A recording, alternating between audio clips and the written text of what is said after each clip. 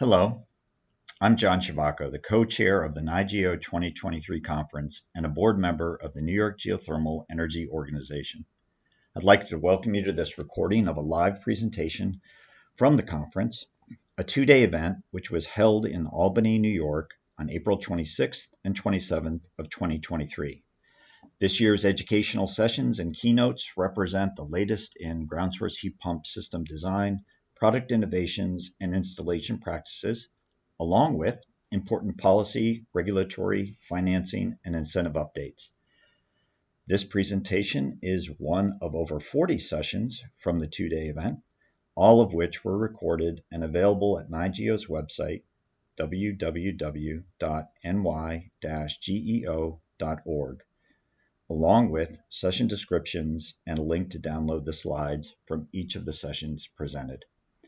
NY-GEO is proud to make this content available to our members and other industry stakeholders, and if you are a member, thanks so much for your support and participation. If you find this content valuable and for some odd reason you are not yet a member, consider joining NY-GEO at the appropriate membership level with details available at our website. The live recording from the NY-GEO 2023 conference will start in just a moment. Thanks so much for listening. Well, thank you all. As you can see, I'm not Amanda, but I'm pinch hitting. Amanda is right here. She has lost her voice, and so I decided to pinch hit here, and so please bear with me. My name is Brendan Thomas. I work for CMC Energy, and I will be moderating this panel today on residential building envelope retrofits combined with heat pump. You know, kind of the total strategy for moving forward on this electrification journey in New York State. So during the 2022 State of the State address, Governor Hochul announced their plan to achieve 2 million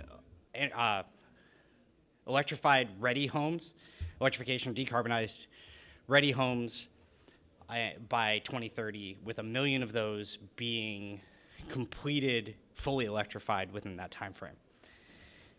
And so the projections that are currently being worked on has about 85% of that being air source heat pumps and 15% being ground source. And so from that number, what that means is that we're going to need to convert over 300,000 homes in New York State to ground source heat pumps in the next 7 years. So what is that? Almost 43,000 a year, or 3,500 a month. What this doesn't say is that's about a 4,000 to 5,000% increase from what's currently happening. So that's a lot of conversions. And there's, so here today is a group of different stakeholders who may have a little bit different perspectives, but all are looking to how do we do this and how do we do this effectively and combine the building envelope side of the equation and the heat pump retrofit side of the equation to get the best outcome for the grid, for the customers, for everybody involved. So on the panel today, we have Courtney Moriarta. What is it? Residential director? Sure. What is it? Director of Single Family for NYSERDA. Matthew Desmarais with Catalyst Energy. Douglas Presley from Dandelion Energy, and Matt Dennis from Halco. And the easiest one. There you go. See, bear with me. I apologize again. This is totally unpracticed and off the cuff here.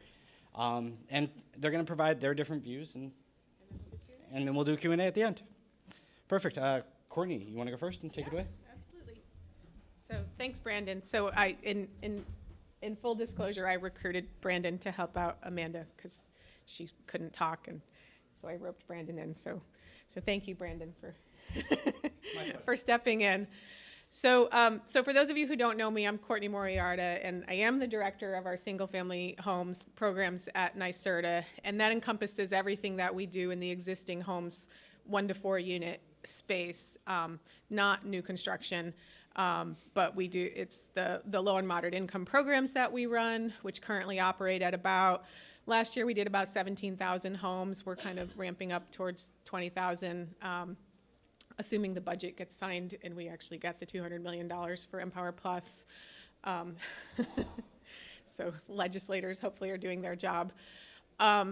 So I run all of that, and then I also am responsible for figuring out how we're going to take the rest of the market and bring it along towards these big decarbonization goals that Brandon alluded to. So we have this 2 million homes challenge by 2030.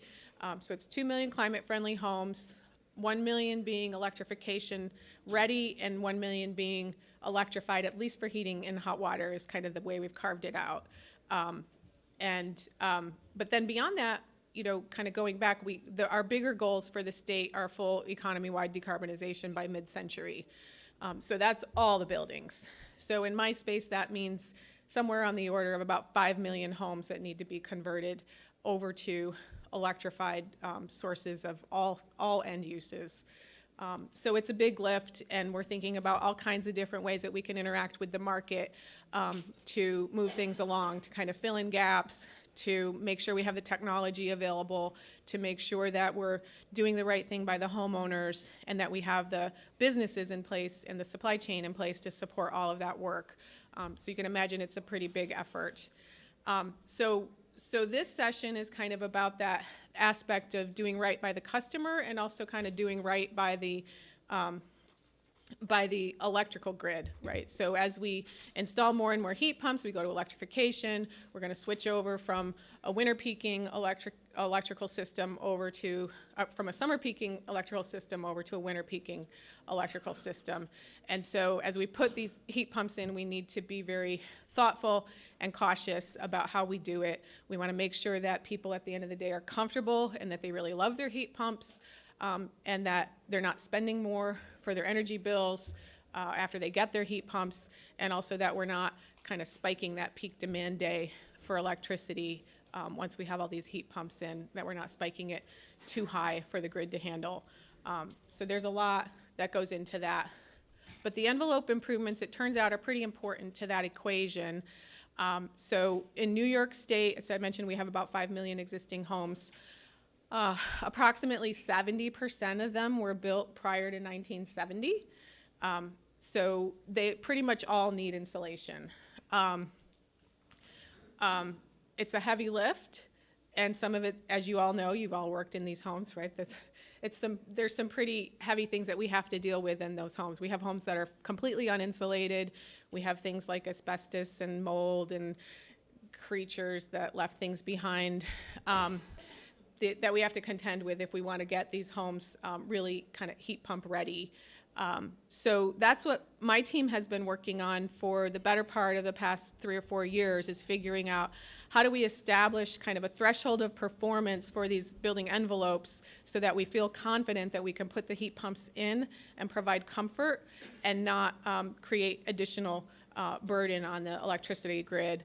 So that means trying to minimize the use of backup heat, particularly when we're talking about air source heat pumps, and also taking advantage of ground source heat pumps wherever we can, because we know the ground source heat pumps are going to have a better chance at kind of maintaining those temperatures, especially in those colder climates where maybe we can't get the envelopes quite to the level that we would really like them to be cost effectively. We may have to settle for kind of lesser levels of performance in some homes as we start to get deeper and deeper into the market penetration that we're looking for when we think about hitting every single home in the state. So that's kind of where I'm coming from.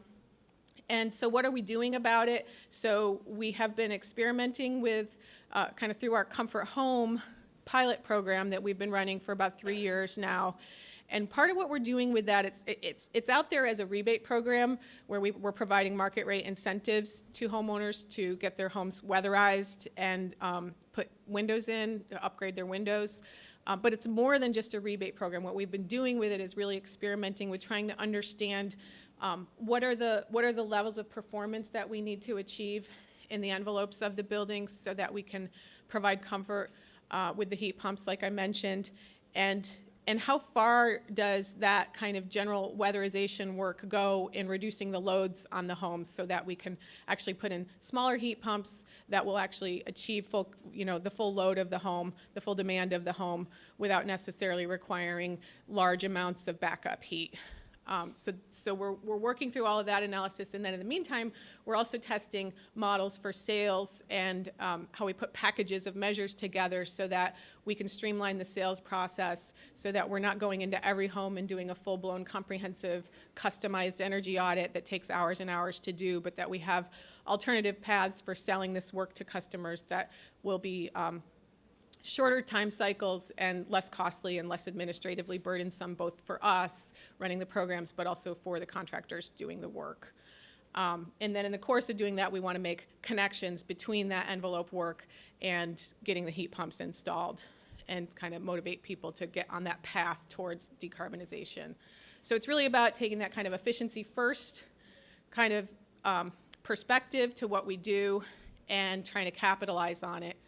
And one of the challenges there is that, like, we have a 30-year legacy, right, of running energy efficiency programs where we put a premium on that, measuring that incremental energy savings that we can squeeze out of a home and making sure that every dollar that we pay for energy efficiency is, you know, is balanced out by cost savings on the other side based on that energy efficiency alone. And what we really need to start thinking about in this new paradigm is that there are other ways to value that work that we're doing when we're insulating and air sealing and upgrading windows that really are not directly about energy efficiency. They're more about load reduction, reducing the heating and cooling load of the home before we put a new heating system in, and also comfort management. And then once that's all done and the house is fully decarbonized, then that will result in a home where it's not peaking the peak demand of the electricity grid at the end of the day. So that's what we're aiming for. So here's where we get to the fun part. So I have a small quiz for you, and I have 2 Snickers bars for people who answer these questions right. So this is your chance to win a Snickers bar if you didn't pick one up out in the hallway already. So question 1 is what, and this is thermodynamics, so get ready. What form of heat transfer has the biggest impact on peaking the demand of the heating in the home? What was that? Convection. You are correct. Do you want me to throw it to you? Ready? Oh, my throw was a little bit off. Okay, so yeah, so here's what happens, and it's actually, you might have actually gotten the Snickers bar if you said it depends. Being an engineer, I would go for that. But it does depend. It's actually the combination of the air infiltration, or the leakiness of the building shell, and the wind, right? So on a windy day, a leaky house is going to spike the demand really high. And that's what we're finding in our modeling. So air sealing becomes really super critical when we're talking about trying to manage the loads in these homes before we put heat pumps in. And that's something that we overlook a lot, like maybe not people in this room, but people out there that insulate homes, right? They don't necessarily think about that. They just put insulation in. So we really need to double down on the air sealing that we do in these homes. Okay, so my second question is, what form of heat transfer most affects a person's comfort in their home?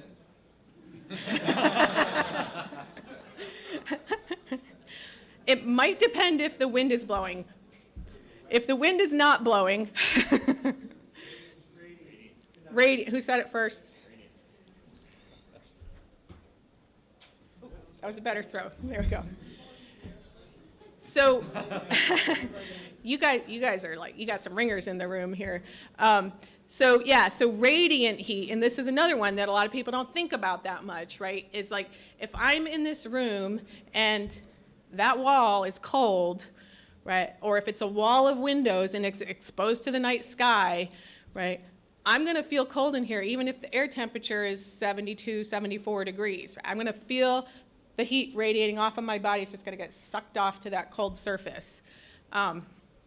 So it's really, really important that when we are putting heat pumps in particular into homes, that we're managing that, because, right, heat pumps don't put heat out into the room at high temperatures, as high temperatures as fossil fuel systems, which we know most people in New York are used to. So we want to like redefine what comfort means for homeowners so that it's more about I never have to think about it as opposed to I'm turning it up and down to compensate for the fact that I have cold walls and cold windows and I want hot air coming out of I got to put my registers underneath my windows to compensate for that, right? Like we have to get past that and move on to a place where comfort is about being in a room and never having to think about whether you're hot or cold, right? And we don't get there without managing the mean radiant temperature in a room. And we do that with insulation, and we do that with windows. And that was kind of the point that I wanted to get to, is that in our energy efficiency paradigm, we always talked about windows are bad, windows are not cost effective, windows don't save enough energy. But when we think about them in this context, they have a direct impact on the heating loads of the building, and they have a very direct impact on whether people feel comfortable or not, and whether they're going to be going over to the thermostat and trying to crank it up to compensate or not.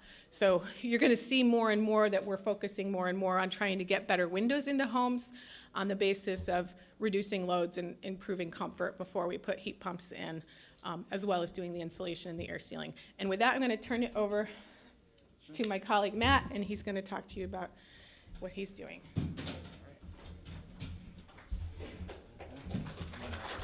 Thank you so much, Courtney. And again, if you have questions, we're going to do Q&A at the end. So, all right, Matt. Thank you. Hello, everyone. Right after lunch here, so. So I'm Matt Desmarais from Energy Catalyst Technologies.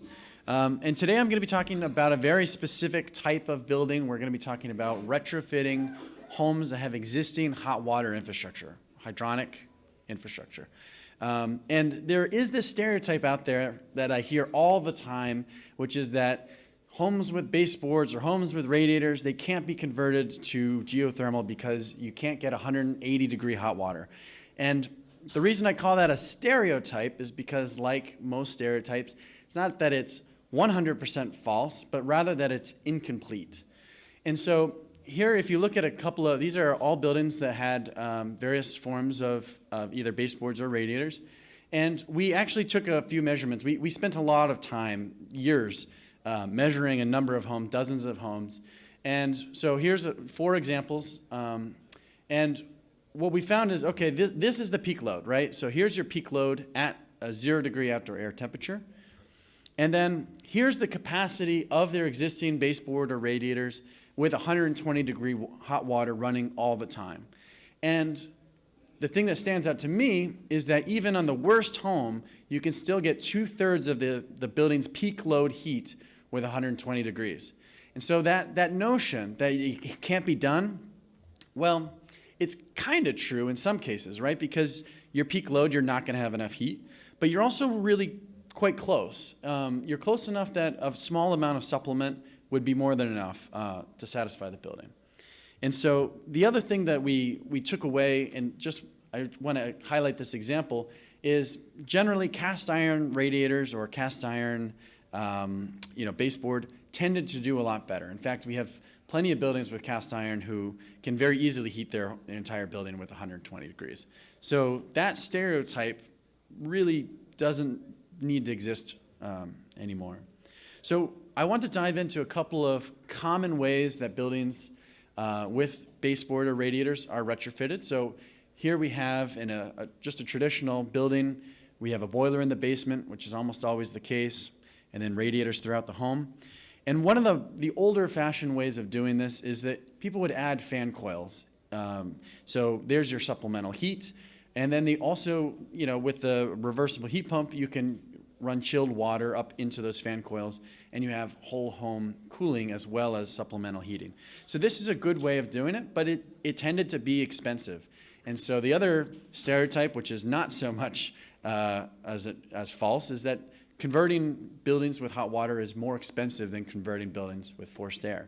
So this is a good way of doing it, but it is perhaps becoming a little bit outdated. What I see more and more these days is people just converting them to forced air. And this is fine. There's absolutely nothing wrong with doing it this way.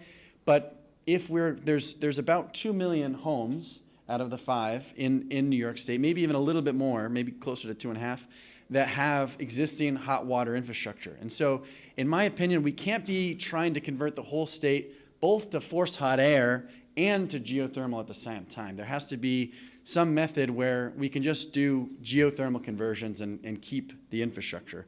And so for that reason, and I'm not going to try and toot my own horn so much, but I would be remiss being a product manufacturer not to mention the product that we made specifically to solve this problem, which is our double hybrid heat pump. And this is kind of a middle ground. So what it does is we can still heat, we can get that 2/3 or more heat from the building in all the same places and locations. It's always gotten its heat. And then we supplement with a little bit of forced air from the bottom, from the basement into the first floor. And so that's kind of the compromise that we came up with. So a couple of tips for those installers or folks that might be considering doing these types of conversions. Number one is don't guess, right? Like actually go and take the time to take some measurements. If you can turn on the boiler, even in the summer, like on a mild summer day, turn on the boiler and see what you're getting for temperatures. What is the temperature coming back when you're supplying it with 160, 180 degrees? Little bit, even just small data points like that tend to be really, really valuable in the long run. Number two, and this is a really big one, is anticipate weak spots. So people really, most of the time, they never complain about the middle of the house. It's all your little corner rooms that may have undersized baseboard or undersized equipment. Those are the rooms that people are going to be complaining about afterwards. So the more you can anticipate those and design around them, maybe you preemptively replace some baseboard, or you make sure to put an extra large duct there with a register that could be adjusted. Anticipating those rooms really helps out a lot. The other thing that I ask homeowners a lot is, are you even warm with your boiler? Like, does your boiler warm your house comfortably now? And if the answer is no, then probably already have a problem. And then the last thing is thinking through controls. So with hot water retrofits, what you often see is that, because of the higher temperature, the higher pressures that the refrigeration cycle needs to run, you end up with lower efficiency, lower heat production, and shorter life of the heat pump. And all those are pretty bad. But with a hot water reset schedule, you can eliminate a lot of that. So this is real data from a project in Schenectady, New York. And what you can see here is the hot water temperature set point on the coldest day is 108 degrees. And that a lot of the winter, it spends much, much lower than that. In fact, most of the time, if you look, there's a fair amount of time. This is taken from like January to March. A lot of time in the coldest time of the year, it's well under 100 degrees. That's very comfortable for a compressor and also gives you that better improvement in efficiency. And what I recommend for those who have the ability and the control capabilities is to do what I call a floating hot water reset set point. So it gets a little technical, but basically what it allows it to do is keep the compressor on just that little bit longer until it reaches the temperature set point as specified by the thermostat. So basically, if the thermostat ain't happy, then let it continue to run. And if you do these things, then you'll have customers who are very happy, who love their system, who are willing to share their homes and let people walk through it, which if you've come to our booth, then you'll know that these two homes are actually, we are doing open houses, so we can definitely say that that is the case. And then just for this topic, I just wanted to share a couple of final thoughts as to how we can continue to accelerate this growth in the market. So number one is we really have to heat the homes that we already have. We already have 2 to 2.5 million homes with hot water infrastructure.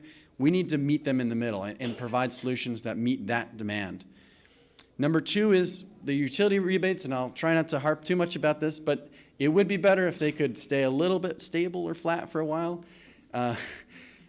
Con Edison. And then lastly, long-term and low-interest loans are really important. The financing of geothermal always makes sense over a long period of time, but it's worth remembering that 42% of Americans have less than $1,000 of spending money in their bank account right now, like rainy day fund. So it doesn't matter if their boiler kicked out this past winter. There's no way that they're going to be able to put down the $50,000 or $60,000 to do a geothermal retrofit. Yeah, they might be able to get 40 or 40,000 of that 60 back in a rebate, but they still have to front the money, and that becomes a really big limiting factor. So that's something that we're going to have to start figuring out. But these are just a couple of our thoughts. Feel free to come and visit our booth, and thank you very much.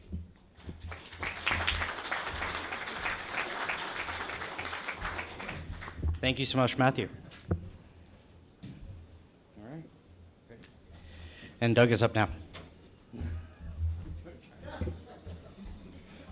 Dandelion. Hey everyone, Doug Presley from Dandelion. I am also a sub-in. Oh, thank you. So I'm improvised a little bit today. So I have the benefit of going towards the end of this conference where a lot of the things I'm going to say have already been covered in more detail, which is terrific. So I'm just going to touch on a lot of things in pretty quick succession.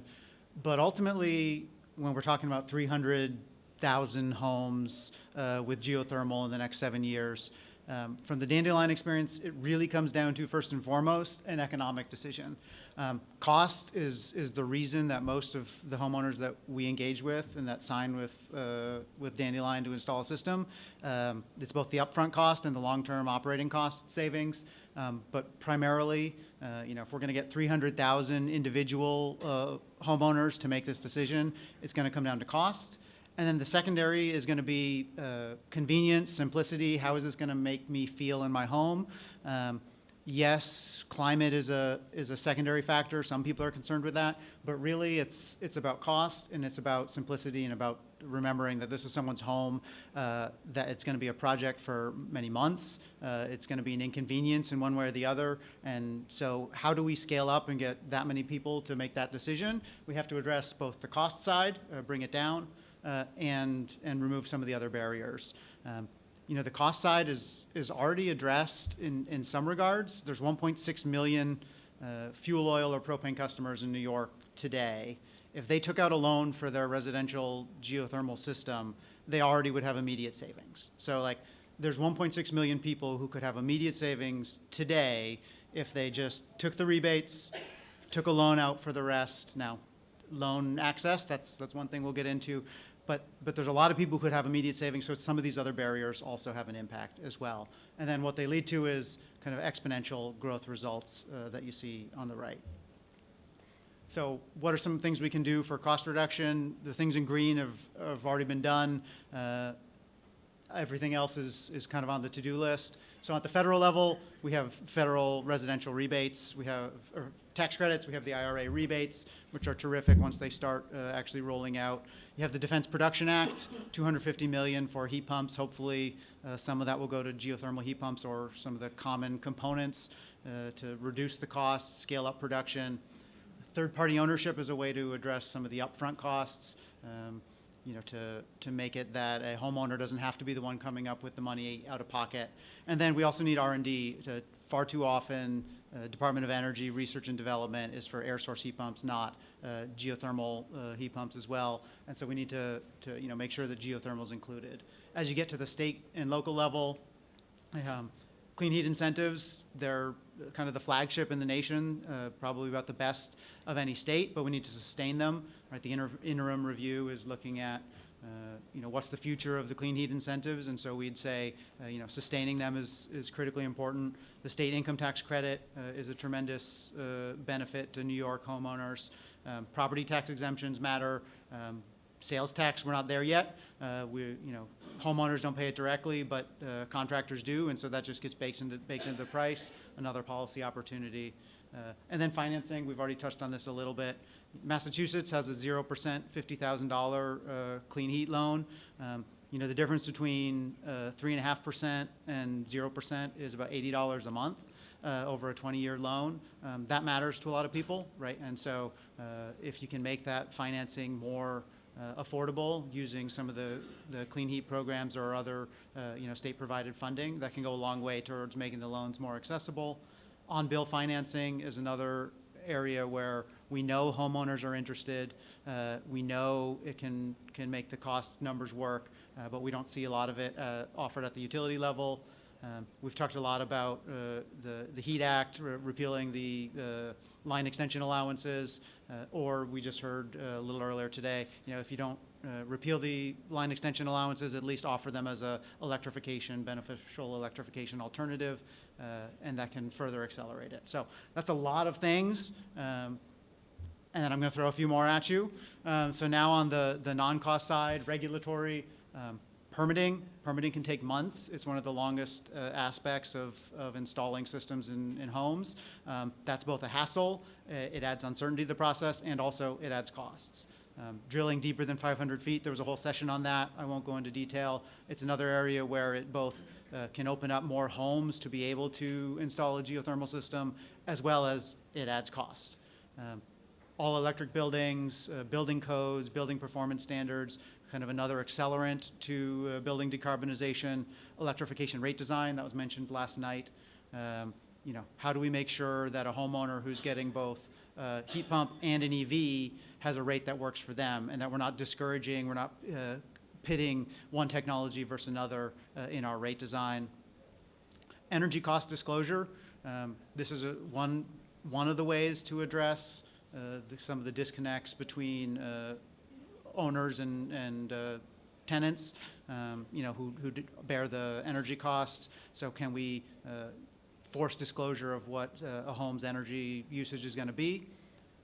Getting down into technologies, borrow a phrase from NASA, faster, better, cheaper. How do we reduce the cost, make heat pumps and systems easier to install? How do we avoid having to do main panel upgrades for customers? Again, making this more convenient of a process for them. And then the workforce. So the Climate Action Council scoping plan looked at it. It looked at the jobs numbers to achieve any of the scenarios of 1.5 million or 1.8 million heat pumps by 2030. It's going to require going from about 29,000 HVAC workers to somewhere between 80 to 90,000. So we're talking a 200% increase over the next 7 years. Do we have the workforce institutions? Do we have the community college programs that are actually going to enable that to happen? So that's a lot of things. The good news is that means there's a lot of policy levers that we can pull on. The bad news is we probably need to do all of them to achieve this kind of growth. And what you see here is a chart for a technology that costs from $40,000 to $100,000 or more, $1,000, replaced every 15 years, might save 3 to 6 tons of carbon per year, might save a homeowner $400 to $500 a year, but you might have to have an electrician come in and install a main panel upgrade. And so this is a chart of Tesla sales since 2016 through 2022. So they went from 75,000 6 years ago to 1.3 million last year. So we need to scale even a little more than that.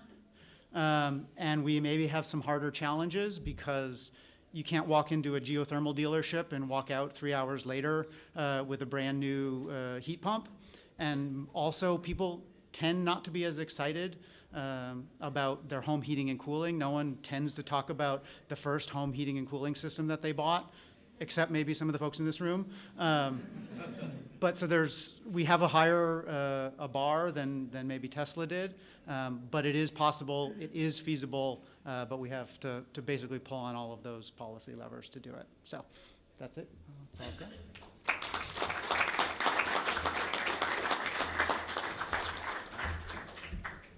Thank you so much. It's interesting to hear the different perspectives, the manufacturer perspective, in geothermal installer perspective, as well as all the the challenges that they see. Courtney's forward-looking perspective. And I think Matt, you're going to bring us another perspective as kind of a HVAC and envelope installer in the area. Yeah. So Matt, if you want to take it away from here. Yeah, do you have the pictures there? Or? I can. I don't know if I have. No, now it's broken. No, it's broken. Project photos. Let me see if I can. I don't know if these are going to show up in any particular order, but I brought pictures, folks. Oh, well, he brought pictures. It went to a. No candy bars, sorry. So it went to a drive. Yeah, I sent it as a drive file. Yeah, bear with me, I was also a last-minute replacement. This is the panel of last-minute replacements, it seems. Which photo would you like to start with? Honestly, I don't know what order they showed up in, so just click the first one, and I'll just. It looks like. Yeah, we'll just go through it. Anyway, so yeah, just click on one. So yeah, honestly, everybody really touched on. Hold on 1 second. Where is my Yeah, nothing's happening. Hold on. Oh, there's a picture. There's a picture. Spray foamed attic. Foamed attic. If you wanted to just kind of scroll through as I'm talking, I mean, Sure, I can do that. But yeah, so everybody really touched on it pretty well. I mean, Courtney was talking about heat transfer and the importance of air sealing, and then when Matt was talking about heating with hydronics, all that is really key to reducing the heat demand of the house, air sealing the house, properly insulating it, and I dare say that kind of gets overlooked sometimes. But at the end of the day, the cheapest BTU you can buy is the one you don't have to buy. So if you can keep the heat in, any of these technologies that we're trying to change the world with are going to work a heck of a lot better. And that's what we do. We take a whole house approach. The pictures that we've got up here are of an old 1860s farmhouse in Ithaca that did a GEO conversion from an old oil boiler. And what we had to do is we needed to reduce the air leakage drastically and beef up the insulation because it was lacking. So we had to foam the big walk-up attic because we turned it into a utility room, and we foamed the basement as well. These are some before and after pictures. Nothing I'm sure a lot of you probably haven't seen before.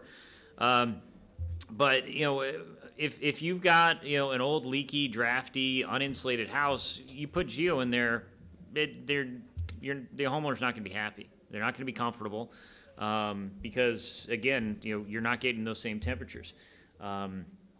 This particular one, we split it up, and we've got basically a system of ducted system up top, a ducted system in the basement, and got rid of the radiant heat. Sorry, Matt, but we had to get rid of the hot water baseboard. They actually didn't want it.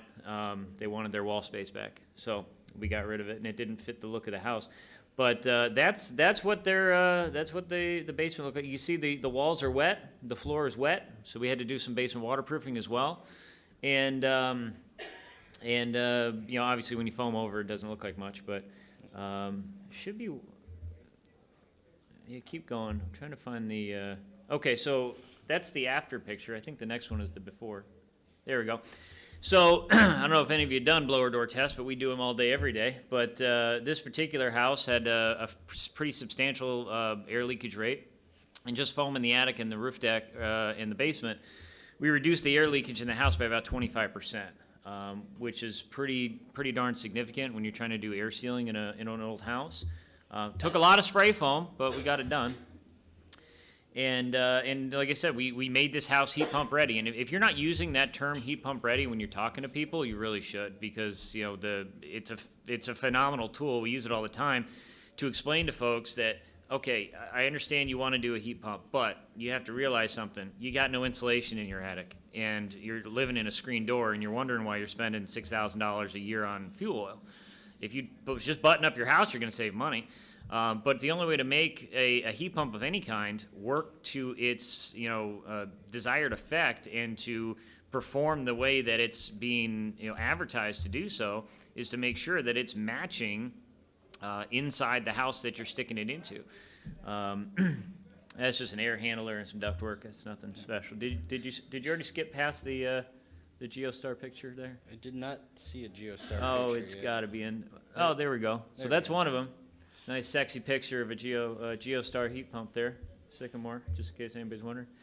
And then, of course, we've got our domestic, and then that's the one on the right side is just the split unit for the air handler in the attic. But this entire house is now GEO, and I don't know if you keep going. There's some other pictures as far as cost operations go. But at the end of the day, we were able to satisfy everything that folks were looking for, saving them money hand over fist. Their operating cost went from, like I said, about $6,000 a year to about $800. And now, in all fairness, oh, there we go. So that's the hot water. Give me one more. One more. There's three of them. That one. That's that other one he just flipped to that was only like $20 was the second floor system. Apparently they don't use it. But literally, I mean, that's the bulk of their heat demand. So if we didn't properly affect the building envelope first and foremost, then we never would have gotten the performance out of the GEO system. We would have lost our performance. We would have been running into probably, some freeze issues because we've been sucking all the heat out of the ground like crazy. And the customer wouldn't have been, happy spending the ton of money that they spent on the project. We go into houses all the time for folks that want heat pumps, and we have to affect the insulation first. Sometimes we don't even put in the heat pump because we kind of exceed their budget by sealing up the house. But getting off of fossil fuels is fantastic, but if you're not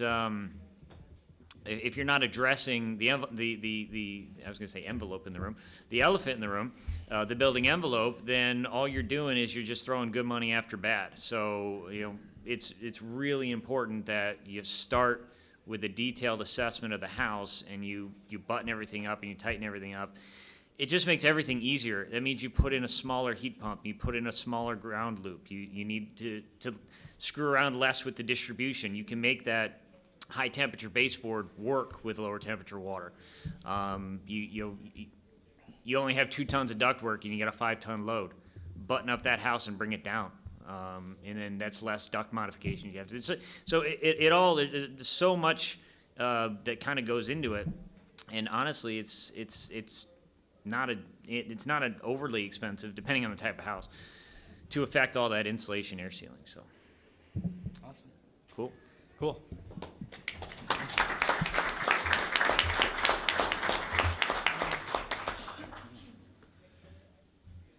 And I think from there, we are going to go open it up to everyone for questions, is where we are now. So we're gonna, because everything's being recorded, we're gonna run the mic out to you, and I believe there's a switch on the microphone. It's probably on. Oh, it's on, yeah. All right. I don't think my voice carried that far. So I have a question for Doug. On one of your slides, you said one of the different things that can help promote geothermal energy development was the property tax exemptions. Do you know of any specific places in New York that have that? Just looking for some examples to see what we can potentially do in our area. So I'm pulling from some memory here, but my recollection is that all of New York has has allowed the property tax exemption. I don't know and I can't remember if it's kind of mandated or if it's allowable, just that they've allowed it, but I believe that most of New York has the ability for homeowners to get the property tax exemption, but I could check on that.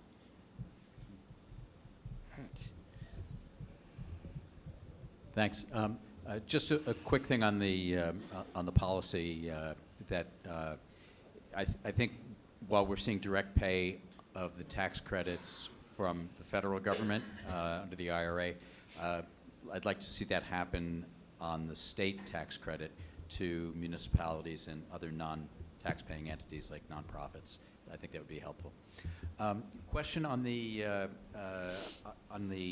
use of existing hot water baseboard for geothermal, and that is, what sort of training and credentials and equipment pairs with that? There are lots of geo contractors who are used to doing geo one way, or maybe there are those who are used to tying it in with radiant floor.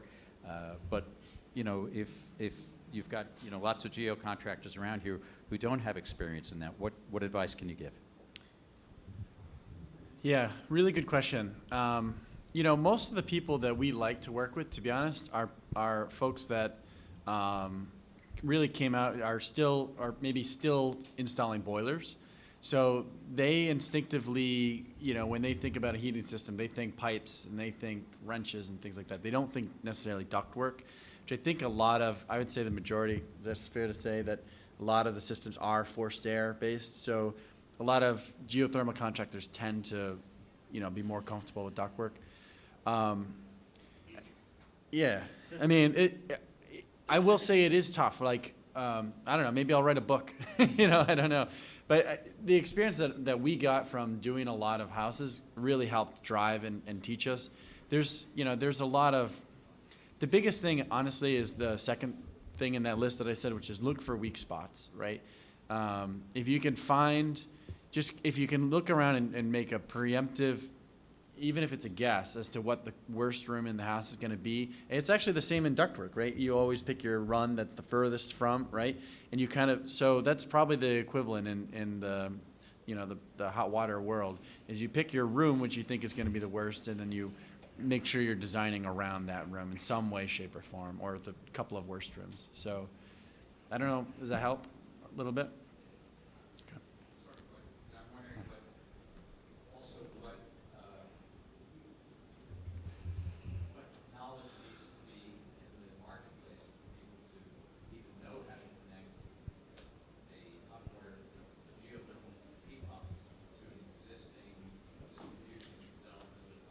Yeah, that's a really good question. So when we do our projects, even if we're working with other geothermal projects, so I'm just going to speak from, you know, my own experience, we'll do drawings. They don't need to be super fancy, but we will give them some type of like Revit drawing of the job. And it's simply to say this pipe has to connect here and this pipe has to connect. Most of the time, almost 90% of our jobs, there's only 6 pipes. So it's 2 from the ground loop, 2 a supply and return between the heat pump and a buffer tank, and then 2 from the buffer tank to the building in the same, usually the same exact supply and return that used to be there on the boiler. So once a plumber or contractor, even, you know, somebody who's mostly comfortable with ductwork, once they do that once, you know, they kind of look at me like, well, that was easy. I could do that all day of the week and with my eyes closed. And that's, you know, it's, so it doesn't take too long to train people, actually. It's simpler than it sounds, maybe. Other questions out there? No? Oh, I see one back there. Bart from Aztec. What's the best way for homeowners and small commercial building owners to get the financing they need to do conversions? So there was a great slide with lots of ideas. Like, if we're going to do this big scale up fast, how do we make it easy, and where's the money going to come from? Let's take a try. Yeah, I mean, I think the answer is we're not there yet. So there's the, you know, Clean Heat, NYSERDA sponsored financing, which is a great place to start. But those have, again, interest rates 3.5% to I think up to 7%. Commercial lenders are out there. And so often as part of the sales process, it's linking homeowners to, you know, appropriate lenders who are also, you know, familiar with the systems. But I think we do need lower interest rate loans. The federal greenhouse gas reduction fund, $27 billion that's going to go to state green banks, is an opportunity to leverage some significant financing to offer some better loan and financing products. And again, third-party ownership is a way to really unlock private capital and you know, accelerated depreciation, commercial tax credits rather than the residential, because the commercial can be higher. And now you can start to bring you know, commercial scale investment, which can then be applied towards the infrastructure costs of the ground loop. So there's a couple different options out there, but a lot of them are still kind of in work or potentially pending. So more work to do. Yeah, and the we tend to use a lot of the NYSERDA financing just because the interest rates are good, the approval rates are good, especially for folks that are credit challenged. But you know, we've also got you know, we utilize some just general commercial financing, but there are a lot of banks out there and credit unions that do have specific offerings for clean energy projects, home improvement projects. Some are just basically, you know, home improvement loans or HELOCs. But a couple of them are specifically geared towards you know, things like solar, geothermal, and energy, home energy improvements. Unfortunately, there's not a magic bullet when it comes to financing. So the best you can kind of do is figure out what's available in the area and what's available to you.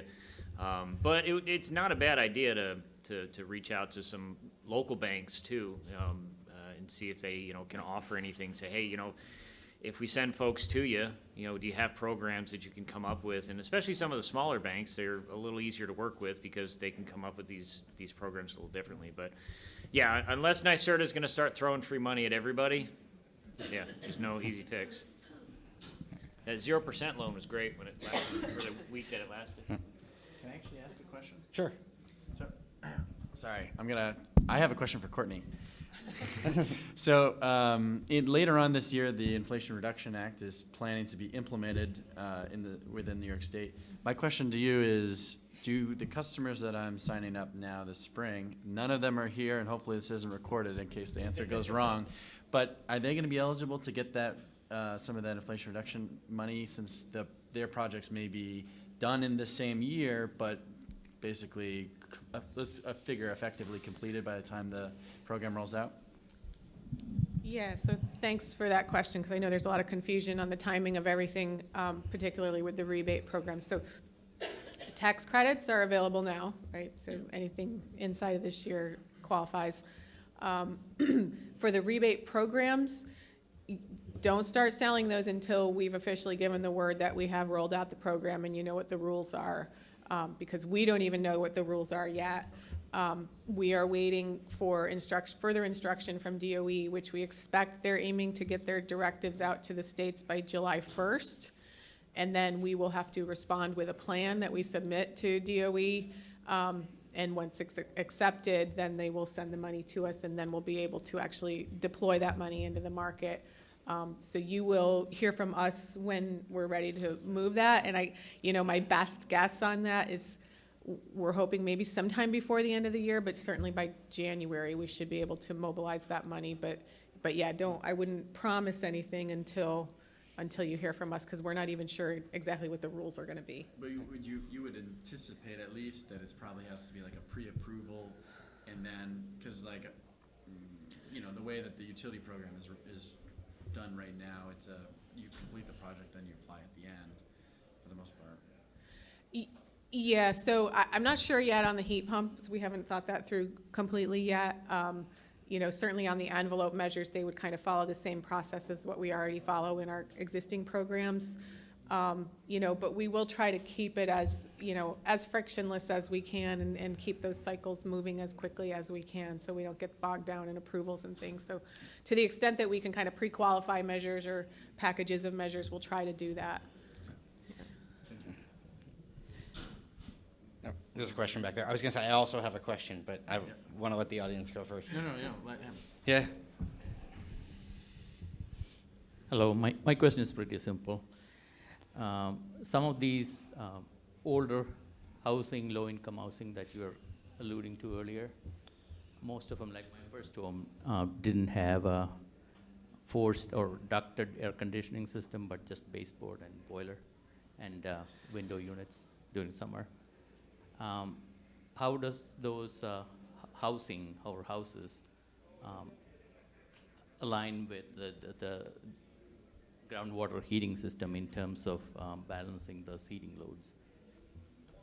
Yeah. Did you just walk in, or did you see my presentation? Just curious. I did, but I did not see that particular slide. Okay. Yeah. I mean, by and large, it should be fine.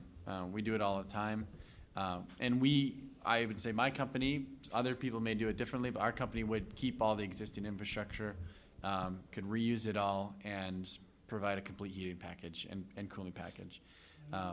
If you have like 2 or 3 floors, ours can't cool on the topmost floors, but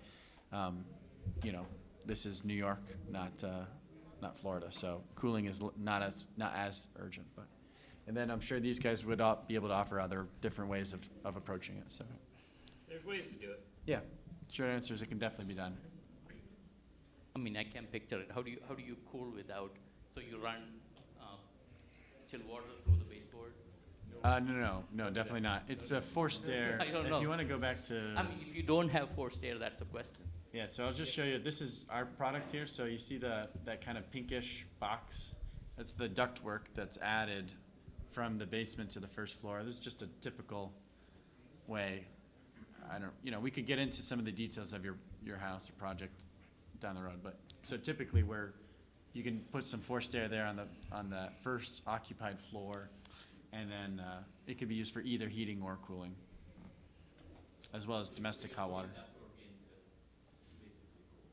Yeah. Yep. All right. I guess my question, we've talked from kind of the HVAC side and the envelope side kind of independently. How do these dovetail together?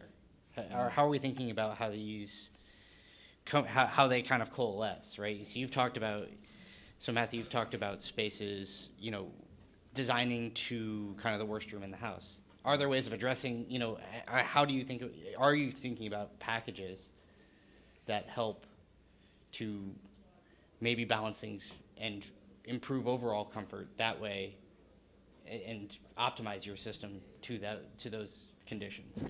Do you want me to answer? Sure. I mean, and anyone Yeah, I'm who happy wants to to take throw it this, over yeah. to these guys too. I mean, Halco is really one of the best, I think, in the state, or one of the best at combining envelope and heat pumps. So I give them a lot of credit on that. I would say for our part, I don't talk about this a lot. Just for a technology company, it's very unsexy to talk about the envelope work that we do, but we do also do a lot of envelope work, is the shortest answer. But there are some corners or things like, or places that are always going to be more challenging just because of their physical location. Yeah. Exactly how it could be better integrated, I'm not 100% sure, though. If we could, I don't know if there was a light bureaucratic way of doing it, but if we could, you know, get a little bit more incentive through the existing, utility rebates or something like that, that could certainly be an area of further improvement. I think the air source incentives actually already combine. You would probably know better than I would, but the envelope and air source heat pump is already combined. I don't think they have that for GEO in any utilities that I've seen. Any heat pump? I think so. Is it true? Yeah, so for our low-income programs, we do require the envelopes meet a certain level of performance before we'll incentivize a heat pump to go in, regardless of whether it's air source or ground source. So we're already doing that in the low-income side, where we kind of pay for the whole project.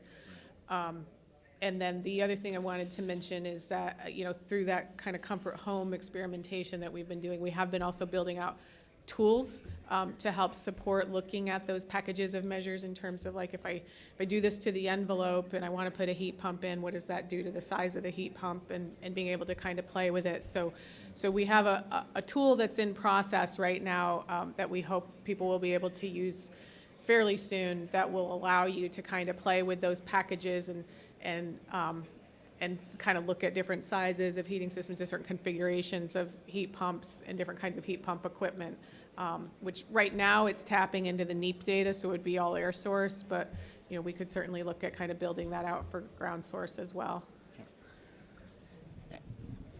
Go ahead. I have one question for Courtney. This is Pete Skinner, solar guy, turned to decarbonized guy. What about the low-rise rehabilitation and the mid-rise rehabilitation? Is that a separate program with a different Courtney? Yeah. I mean, I kind of hate to say it, but that what you're describing is sort of a little bit of a lost child in the middle of our market here, because we kind of have our single-family team, which is dedicated to 1 to 4 unit buildings, and then we have our multifamily team, which tends to focus more on the bigger buildings. So kind of those low and mid-rise buildings are a little bit caught in the middle. I mean, it's not that they never make it through our programs, but there's not a concerted focus on them. So we are definitely thinking about that, especially in terms of kind of starting to ramp up production towards that 2 million homes challenge, is that we think that there's an opportunity within that, especially in the low rise that is 3 stories and under, that falls under residential code, that we could kind of take what we're building out on the 1 to 4 unit side and sort of translate it to those low rise multifamily buildings and capture more units, within a single transaction than we can when we're dealing with a single homeowner at a time. So we're definitely starting to look at maybe segmenting the market and really doing some targeted things with some of those multifamily sectors too. It falls in the cracks, but I think, we're going to be working with the multifamily team to figure out how we address that in a more kind of targeted and concerted way. Yeah. All right. I think it is time. I want to thank you all for coming. I want to thank our wonderful, wonderful panel up here, and everyone.